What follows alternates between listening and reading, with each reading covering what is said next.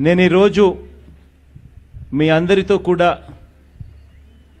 గతానికి ఇప్పటికీ మధ్య ఉన్న తేడాను గమనించమని చెప్పి కోరుతా ఉన్నా. ఇంతకుముందు కూడా ఎప్పుడు గోదావరి నది కూడా పొంగేది, మన ప్రభుత్వం రాకమునుపు కూడా జరిగి ఉండేటివి. జరిగినప్పటికీ కూడా ఏ ఒక్కరూ కూడా ఎప్పుడూ వచ్చి ఫోటోల కోసం దిగడానికి మాత్రమే తాపత్రయపడ్డమే చూశాను తప్ప నిజంగా ప్రతి ఒక్కరికి మంచి జరగాలి, మంచి జరిగిన తర్వాత జరిగిందా లేదా అని చెప్పి చూసే కార్యక్రమం ఎప్పుడూ జరగల. అప్పటికప్పుడు ఏదైనా జరిగితే అప్పటికప్పుడు రావడం, ఫోటోలు తీసుకోవడం, అధికారులంతా మన చుట్టూ తిరగడం, అధికారులంతా మన చుట్టూ తిరిగి ఫోటోలు బాగొస్తే చాలు, పేపర్లోను టీవీలోను వస్తే చాలు అని చెప్పి అనుకోవడం, సహాయం అందినా అందకపోయినా లెక్క లేకుండా వెళ్ళిపోవడం. దానికి మార్పు అనేది ఈ 4 సంవత్సరాల కాలంలో కనిపించింది.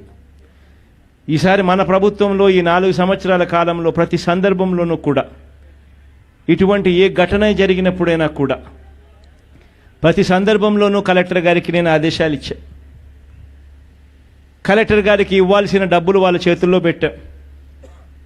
అధికార యంత్రాంగం అంతా కూడా యాక్టివేట్ చేశాం. గతంలో ఇంతకుముందు లేని వ్యవస్థ ఈరోజు గ్రామ స్థాయిలోకి తీసుకొచ్చాం.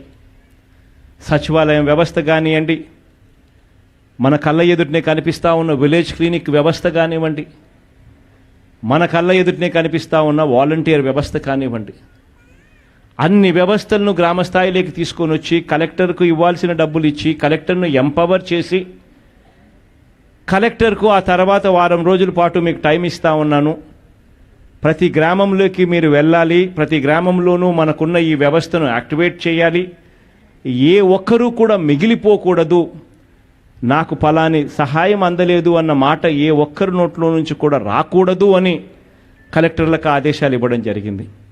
ఆ ఆదేశాలు ఇస్తూ కలెక్టర్ గారికి కూడా చెప్పడం కూడా జరిగింది.